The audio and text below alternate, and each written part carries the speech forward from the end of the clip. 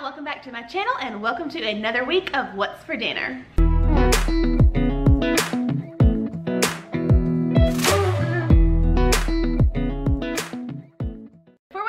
See some fireworks tonight. I thought it would be fun to try some barbecued country style ribs, and this is a new recipe, something I haven't tried before. You actually simmer them on the stovetop for about 90 minutes until they get nice and tender, and then we're gonna take them outside to the grill where they'll be finished off, get a little bit of char on them. I think they're gonna be so perfect. And on the side, I'm gonna do some collard greens because hello, your girl loves some collard greens, and some corn on the cobs. All right, so I'm gonna be using my Pioneer Woman, it's Teal of course, Dutch oven today to get the ribs nice and tender. Basically, if you don't have a Dutch oven, these work the same way a crock pot does, just on your stovetop. So we're gonna go ahead and make the sauce, and then I'll take it over there and we're gonna add the ribs. All right, so we're gonna add 3/4 cup of ketchup. Gonna add 2 tablespoons of vinegar, 2 tablespoons of Worcestershire sauce, 1 tablespoon of paprika, 1 teaspoon of chili powder. I have about 1/4 cup of brown sugar, a few shakes of liquid smoke. This stuff is so good.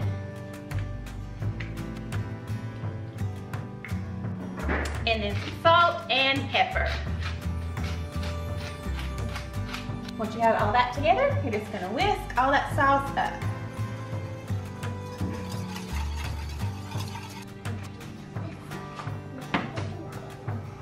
So now I'm just gonna transfer all of my ribs over here into my Dutch oven.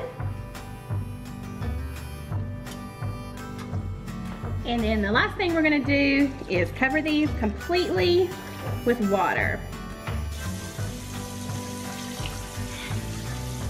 All right, so I'm just gonna pop the lid on. I'm gonna bring this up to a boil, and then I'll turn it down to simmer and let that go for about 90 minutes or until the ribs are super tender. All right, so my ribs are boiling. I just turned them down to simmer. I'm gonna let those do their thing. All right, so we're gonna go ahead and start on our collard greens. I've already shared how I make my collard greens before on another What's for Dinner, but I just want to show y'all this cool little contraption I got recently from a Pampered Chef party, and it is an herb stripper. I don't sell Pampered Chef. If you guys want to buy one, you'll have to, I think you can search on the Pampered Chef website for a consultant if you don't have one. So what you do for the collard greens, you just stick your stem in the biggest hole, and you kind of clamp down and pull it off, and you're left with your stem like that. I just thought it was really neat. It makes it super quick. So yeah, just wanted to share that with you guys. I'm gonna go ahead and chop up our collard greens, get those in a pot with a little bit of country ham. I'm gonna use a little bit more than half the pack of country ham, but not the whole thing. We've kind of found what we like flavor-wise, and then a stick of butter and some water. Gonna let that simmer for an hour and a half till they're tender, and those will be ready too.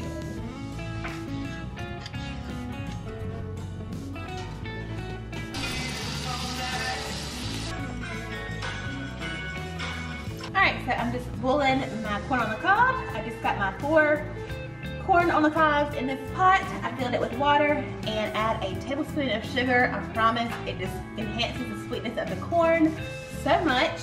So I got this turned up to about medium-high, and these will boil for about 12 to 15 minutes and they'll be done. Our collards are pretty much done, so we're about to head out to the grill and throw on the ribs.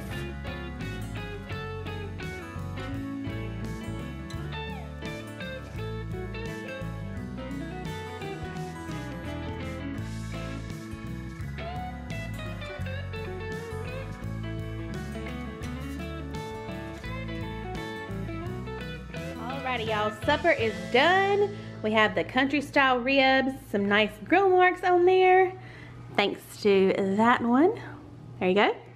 And then on the side we have the collard greens with some country ham, and then some good old corn on the cob. So this is gonna be dinner for tonight. Hey y'all, so for dinner tonight, Chef Darren is over here starting on some dry rub. He is actually gonna be doing a rotisserie chicken tonight. So what have you got in here so far? So far I got 4 tablespoons of salt, a tablespoon of onion powder, 2 tablespoons of paprika, 1 tablespoon of ground thyme. I'm not using these.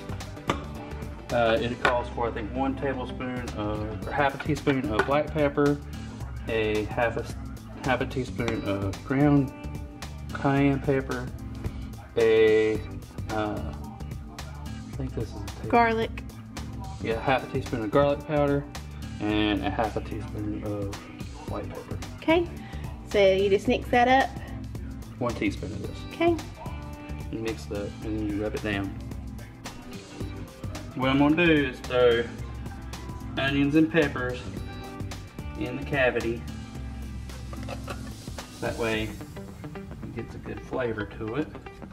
Alright, so we meant to get some cooking string, but we totally forgot. So we improvised and stuck a skewer through the back of the chicken just so the peppers will stay in and it'll stay intact when it's on the rotisserie.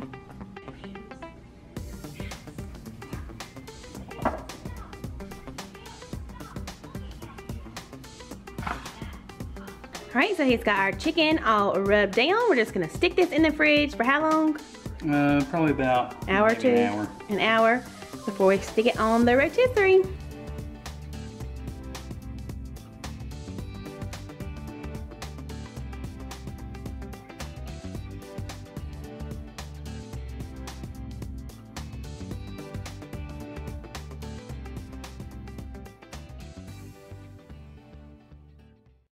Darren's putting the chicken on the rotisserie attachment on his grill. He said that should take an hour and a half, 2 hours, something like that. We're just gonna keep an eye on the temperature. Should get nice and crispy. It'll be delicious. All right, so the chicken's been on about an hour and 15 minutes. Let's take a look. Oh my goodness, that looks amazing. I got my hickory wood chips over here that I soaked in beer. And I put my pan with a mix of beer and water and some hickory chips as well, to keep it moist and saturated. That looks delicious. It's gonna be so good. So we probably got, what do you think, another hour? I'll temp it in about an hour. Alrighty. Alright, so the chicken is getting close to being done. So for our veggies, I'm just gonna put some Allegro, the hickory smoke on them. Let them marinate about 15 or 20 minutes. I don't wanna let them marinate too long with this marinade because they will get salty and super marinated. So we're gonna let those marinate just a few minutes and we'll throw those on the grill and supper will be done.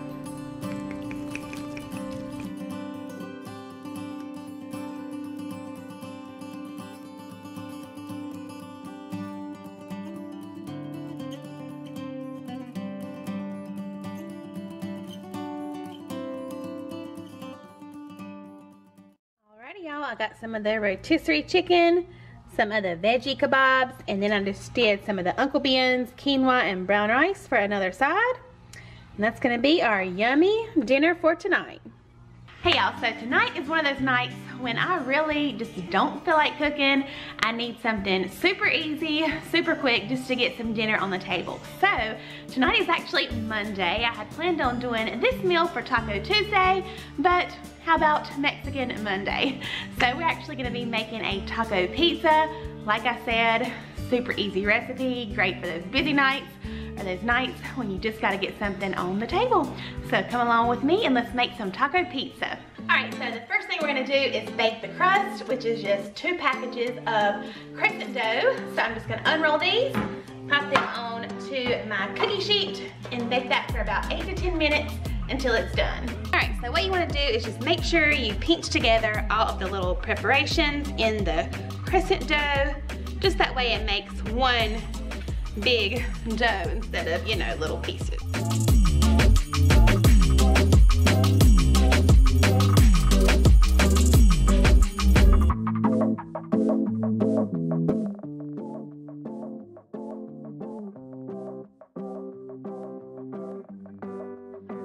Dough is baking. I'm gonna go ahead and brown our ground beef just the same way I would normal taco meat. I have my little packet of taco seasoning here, so I'm gonna get that browned up, add my seasoning, and at this point, this meal is gonna come together super, super quick. All right, while both of those things are working, we're gonna go ahead and make the sauce for the pizza, and basically all that is cream cheese and sour cream. We're gonna soften our cream cheese in the microwave, use a whole block, and then you just mix that with a cup of sour cream. You're gonna whisk that together really well. and that will be our sauce.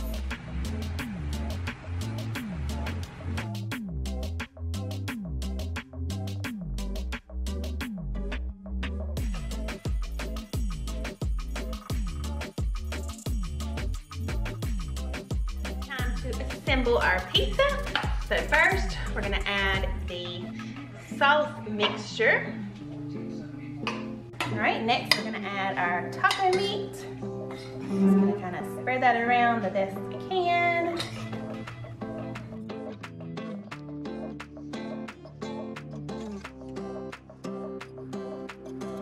Honestly, you can add any kind of toppings you want. I have some freshly grated Colby Jack cheese here, so we definitely are gonna add cheese in this house. Got avocado, black olives, jalapenos. Hey, I said it right, jalapenos. Somebody got on to me. Jalapenos. Jalapenos. So, add our cheese. Next, we're gonna add some shredded lettuce.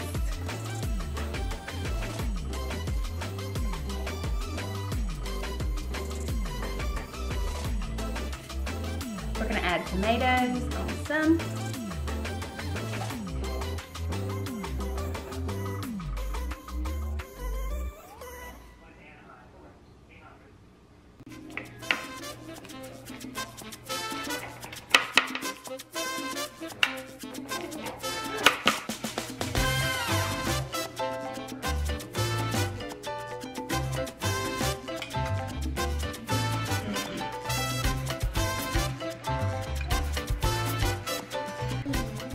All right, y'all, so I sliced it up. It looks delicious. So taco pizza is what's for dinner. Hey y'all, tonight I'm making Philly cheesesteak cheesy bread. Super easy recipe. Here are the few ingredients that you need for that.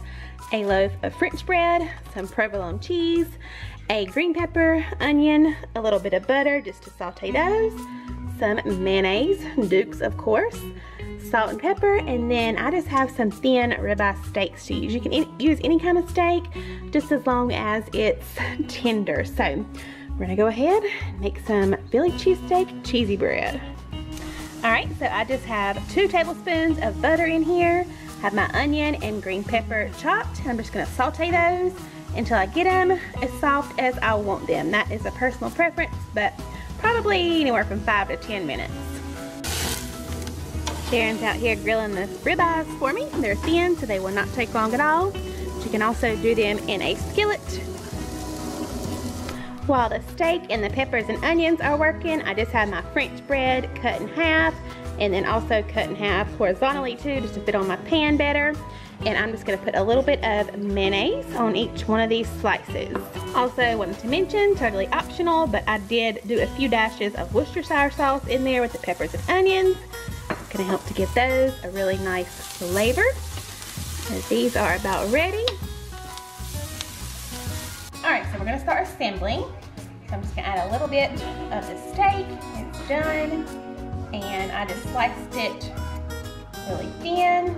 You could chop it. This one is just the girls. They're having theirs separately. Next, we're adding in the peppers and the onions right on top of the steak. And it looks good. And this is just quick and easy. Just kind of throw it together. You cannot go wrong. It will be delicious no matter how it's assembled. And last but not least, we're gonna top with some provolone cheese. You can do whatever kind of cheese you want. We really like provolone, so that's what we're gonna use. And then basically I'm gonna pop this in the oven. I have my oven already at 400 degrees for just about 5 to 10 minutes. I'm just gonna keep an eye on it until this cheese is nice and melty and that bread is toasty. It's gonna be so good. This is like a perfect, even though tonight is not Friday night, tomorrow's the 4th of July, it kind of feels like it. Perfect little Friday night dinner. Let's pop this in the oven.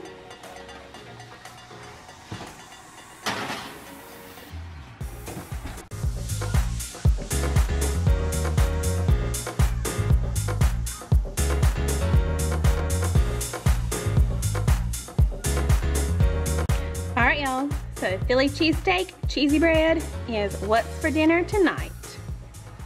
All right, y'all, so that's it for this week of What's for Dinner. I hope you enjoyed. Let me know down below if you think you might try any of these recipes. I hope you're all doing amazing, and we will see y'all in the next one. Bye, y'all. So we're doing country barbecue. How can I not say this? I thought we would go ahead and make a meal at home. That way we're not having, it's not even a word. At the bottom, and then you just